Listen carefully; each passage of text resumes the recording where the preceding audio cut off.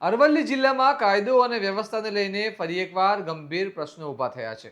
ચોરીની વધતી ઘટનાઓ હવે માત્ર એકલ દોકલ બનાવ સુધી સીમિત નથી રહી, પરંતુ હવે તસ્કરો જાણે ખુલ્લેઆમ સિસ્ટમને ચેલેન્જ કરી રહ્યા હોય તેવી સ્થિતિ બની ગઈ છે. મોડાસાના મુખ્ય બજારમાં એક સાથે 13થી વધુ દુકાનોને નિશાન બનાવતી આ ઘટના માત્ર ચોરી નથી, આ સીધો સુરક્ષા તંત્ર પર સવાલ છે. તો આખરે શું છે સમગ્ર મામલો, આવો વિગતે વાત કરીએ આ અહેવાલમાં. નમસ્કાર, હું ચિરાગ વર્ષાબેન, આપ જોઈ રહ્યા છો સ્વમાન. અરવલ્લી જિલ્લાના મોડાસા શહેરમાં તસ્કરોનો આતંક ફરી એકવાર સામે આવ્યો છે. પાલિકા વિસ્તારના શુભ કોમ્પ્લેક્સમાં મોડી રાત્રે તસ્કરો ત્રાટક્યા અને એક પછી એક 13થી વધુ દુકાનોના તાળા તોડી અંદર પ્રવેશ કર્યો. તસ્કરો રોકડ અને કિંમતી માલમત્તા લઈને ફરાર થઈ ગયા અને સૌથી ચોંકાવનારી વાત એ છે કે આ સમગ્ર ઘટના જૂના પોલીસ સ્ટેશન નજીક બની છે.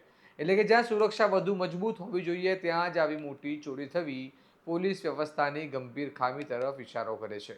આ ઘટનાના પગલે સ્થાનિક વેપારીઓમાં ભારે રોષ ફાટી નીકળ્યો છે, કારણ કે આ પહેલાં પણ સોસાયટીઓમાં ચોરીના બનાવો સામે આવ્યા હતા અને હવે તસ્કરો સીધા મુખ્ય બજારમાં ઘૂસીને દુકાનોને નિશાન બનાવી રહ્યા છે, જેના કારણે વેપારીઓમાં અસુરક્ષાની ભાવના વધી રહી છે.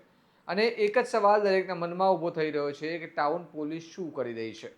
આ ઘટના માત્ર ચોરી નથી, પરંતુ પોલીસ પેટ્રોલિંગ અને નાઇટ સુરક્ષા વ્યવસ્થાની હકીકત પણ સામે લાવે છે. કારણ કે શહેરના સૌથી વ્યસ્ત વિસ્તાર નજીક આવી ઘટના બનવી સામાન્ય બાબત નથી. જો સમયસર કડક પગલાં લેવામાં નહીં આવે તો આવી ઘટનાઓમાં વધારો થવાની ભીતિ પણ ઊભી થઈ રહી છે. હાલ પોલીસ ઘટના સ્થળે પહોંચી તપાસ શરૂ કરી ચૂકી છે અને આસપાસના સીસીટીવી ફૂટેજના આધારે તસ્કરો સુધી પહોંચવાનો પ્રયાસ થઈ રહ્યો છે, પરંતુ હજુ સુધી કોઈ મોટી સફળતા પોલીસને મળી નથી. હવે જોવાનું રહ્યું કે પોલીસ આ તસ્કરો સુધી કેટલા સમયમાં પહોંચે છે અને વેપારીઓને સુરક્ષાનો વિશ્વાસ ફરી ક્યારે મળે છે. પરંતુ હાલ માટે એક વાત સ્પષ્ટ છે, અરવલ્લીમાં તસ્કરોના આતંક સામે કાયદો અને વ્યવસ્થા પ્રશ્નચિહ્ન હેઠળ આવી ગઈ છે. તો આપનું શું માનવું છે? શું આવી ઘટનાઓ પાછળ પોલીસની બેદરકારી છે કે પછી તસ્કરો વધુ સંગઠિત થઈ ગયા છે? અમને કમેન્ટ કરીને જણાવો અને આવા જ વિશ્લેષણાત્મક સમાચાર માટે સ્વમાનની ચેનલને સબસ્ક્રાઇબ કરવાનું ભૂલતા નહીં. નમસ્કાર.